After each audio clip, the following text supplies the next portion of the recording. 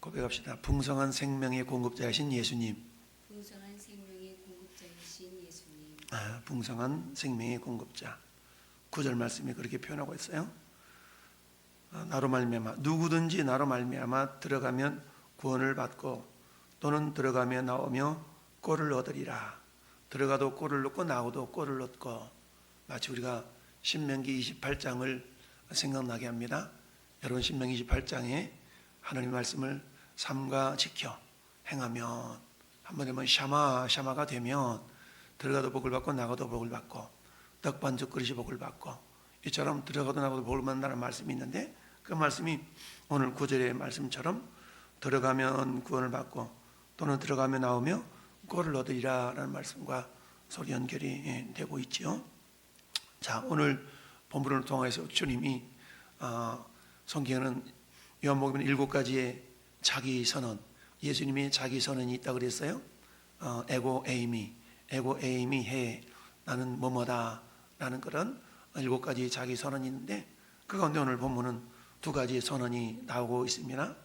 7절 말씀 9절 말씀에 나는 양의 문이다 라고 말씀하고 있죠. 양의 문이다. 9절도 내가 문이니, 그리고 11절에는 나는 사는 목자라, 14절에도 나는 사는 목자라 라고 주님이 당신의 어떤 자기 선언을 하시는 걸 보게 됩니다. 그러면서 나는 양의 문이다. 문. 여러분들이 예배당에 올라와서 문을 통하여서 들어왔죠. 만약에 창문을 들어올 창문도 없거니와 창문으로 들어온 자는 정상적인 경우가 아니고 정상적인 사람이 아니겠죠. 이처럼 예수님은 두 번의 자기 선언을 통하여서 우리에게 뭘 말씀하시려고 하는가? 양의 문이라는 것은 뭐예요? 반드시 통과해야만 하는, 안에 들어가려고 그러면 통과해야만 되는 거죠. 그래서 예수님이 양의 문이다. 즉 양들은 예수님을 통과해야만 된다. 그럼 예수님을 통과해야만 일어나는 사건, 나타나는 사건 결과가 뭡니까? 그건 구원이죠. 그러니까 구원이라는 것은 반드시 예수님을 통해서만이 나타날 수가 있는 거죠. 그래서 예수님은 다른 이로서는 구원을 얻을 수 없나니 자나 사람 중에 구원을 얻을 만한 다른 이름을 우리에게 주신 일이 없다.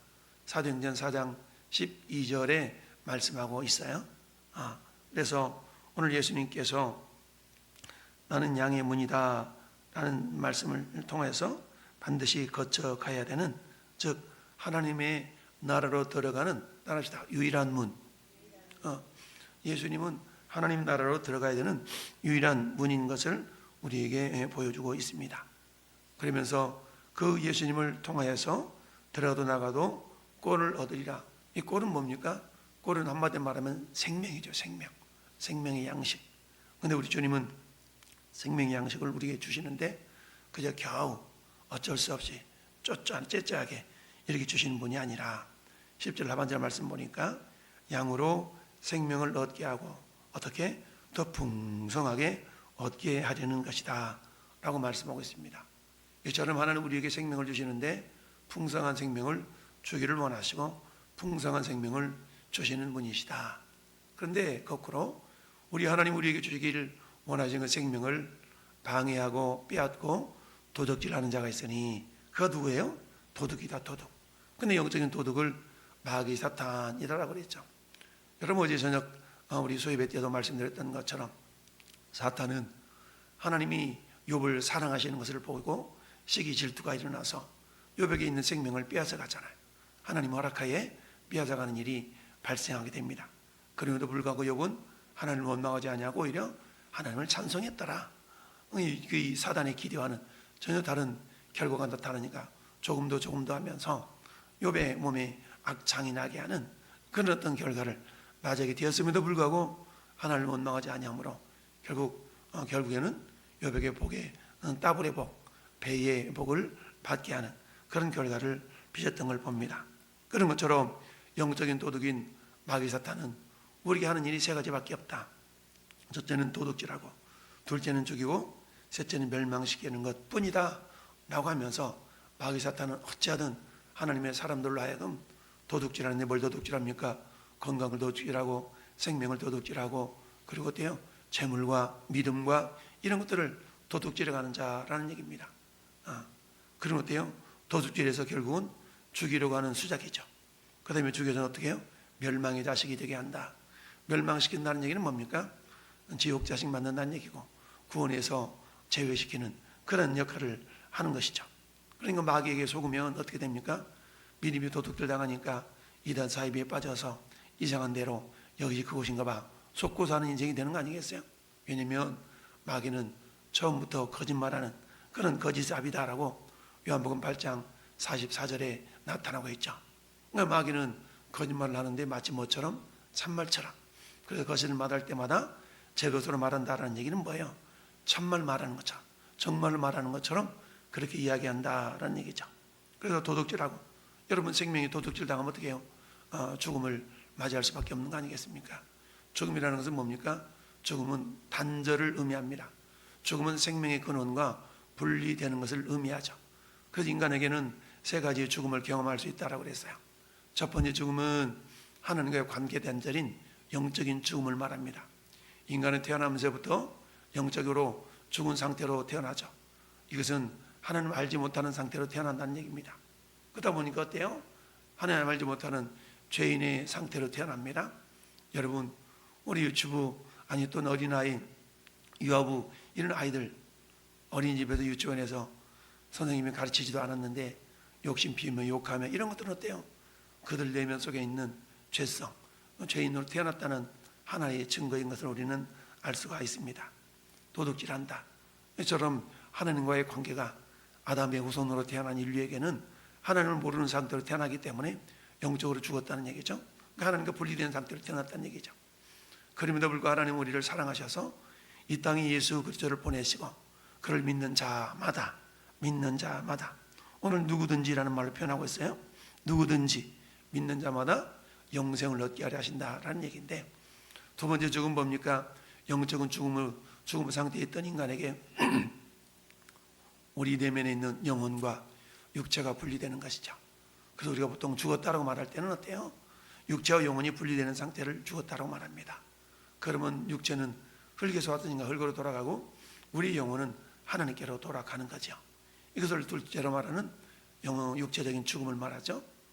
세 번째는 어떤 죽음이 있습니까? 영원한 죽음이 있다. 여러분 영원한 죽음은 뭘 말합니까? 영원한 천국과 영원한 지옥의 분리.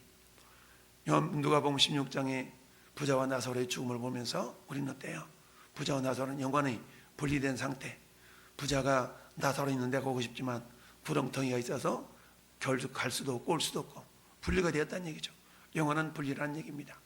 이처럼 인간에게는 세 종류의 죽음을 맞이하지만 감사하게도 생명의 근원이신 예수 그리스도를 통해서 생명을 받게 되면 두 가지의 죽음을 면할 수가 있는데 그는 영적인 죽음에서 영적인 생명으로 옮기고 그리고 영원한 죽음에서 영원한 생명으로 옮기게 된다는 얘기죠. 그래서 요한복음 5장 24절에 나를 믿는 자는 영생을 얻었나니 영원한 생명을 얻었다는 얘기죠. 그리고 어때요? 사망에서 생명으로 옮겼느니라. 그래서 영적인 죽음에서 생명으로 영원한 죽음에서 영원한 생명으로 옮기는 일은 결국 예수 그리스도께서 뭐가 되니까 양의 문이 되기 때문에 또한 우리에게 풍성한 꼴을 공급하시는 분이기 때문에 그렇다라는 얘기죠. 그래서 예수 그리스도는 우리에게 양의 문이 되시고 또한 선한 목자다. 선한 목자가 하는 일은 뭡니까? 양들을 보호하는 일이요 양들을 푸른 초장으로 실만한 물가로 인도하는 일을 하시는 것이죠. 이처럼 선한 목자가 되신 예수님은 양들인 우리에게 푸른 초장으로 실만한 물가로 인도해 가시면서 우리로 하여금 어때요? 구원을 받고 또는 들어가며 나가며 생명의 양식인 꼴을 얻도록 하신다라는 얘기입니다. 이처럼 예수님은 양의 목자요 양의 문이요 선한 목자라서 우리에게 주시는 구원. 이 구원은 두 가지 특징이 있는데 첫 번째는 따라하시다가 보편성. 구원에는 보편성이 있습니다. 구원의 보편성이라는 말은 어떤 의미가 있느냐? 9절 말씀 보니까 누구든지란 얘기입니다. 이 말은 뭐예요? 그 누구도 예외 없이 구원의 문을 들어갈 기회가 있다는 얘기죠. 그 누구도 예외 없이 구원을 얻을 수 있다는 얘기입니다. 그러다 보니까 우리는 자칫 잘못하면 켈빈주의의 예정론에 대해서 우리는 오해할 수가 있어요. 그래서 구원받을 사람이 미리 예정되어 있기 때문에 나는 곧 예정이 안 됐나 봐 라고 우리가 생각하는 경우가 있는데 그렇지 않죠. 오늘 9절 말씀은 누구든지입니다. 누구든지. 그러니까 구원받을 자를 미리 정해놓고 너는 안 돼, 너는 돼, 이게 아니라 모든 사람에게 구원의 문이 열려져 있다는 얘기입니다. 단지 구원의 문이 열려져 있기는 한다 할지라도 그가 구원의 문을 통과하기 위해서는 반드시 예수님을 믿어야 된다는 얘기죠. 이건 또 다른 말로 표현하면 구원의 유일성. 그렇죠. 따라서 구원에는 두 가지 특징이 있는 거예요. 구원에는 보편성이 있고 유일성이 있는 겁니다. 그런데 사람들은 예정론이라는 말을 들으면서 에이, 난 예정 안 됐는가 봐 라고 지레짐작하거나 포기하거나 판단해서는 안 된다는 얘기죠. 그렇다면 예정론이라는 단어는 어떨 때 우리가 써먹게 되는 건가? 그것은 어떤 사람이 죽을 때까지 예수를 안 믿어. 그럼 우리가 뭐라고 표현할 수 있어요? 저 사람은 구원 예정이 안 됐나 봐 라고 결과론적으로 우리가 표현하는 단어인 것이지, 우리가 미리 지레짐작하고 미리 저 사람은 예정된 사람이야 안 된 사람이야 이렇게 우리는 판단할 수가 없다라는 이야기입니다. 따라서 오늘 우리 주님이 두 가지 자기 선언을 통해서 우리에게 말씀하시는 말은 뭐냐?